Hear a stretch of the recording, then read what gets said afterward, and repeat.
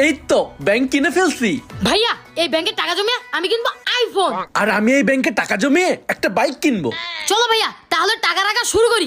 প্রথমেই 500 টাকা। আমার 5 টাকা। হাই হাই, আমাকে তো ফকির মনে হচ্ছে।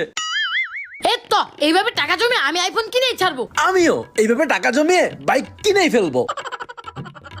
এখন এই 100 টাকা ব্যাংকে জমা করে রাখি। জমা করে রেখেছি। 20 টাকা।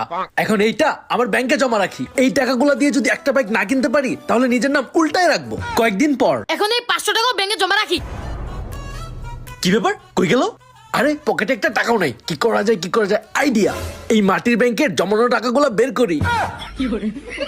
আমার হাত খরচ এসে পড়েছে। এই জমানো টাকা দিয়ে আমি আইফোন কিনবো। কাছে একটা টাকাও নেই। ব্যাংক থেকে টাকা বের করি। আরে সব টাকা শেষ হয়ে গেল। আমার ব্যাংকে তো টাকা শেষ, কিন্তু বিপ্লবের ব্যাংকে তো টাকা আছে। আইডিয়া। এটা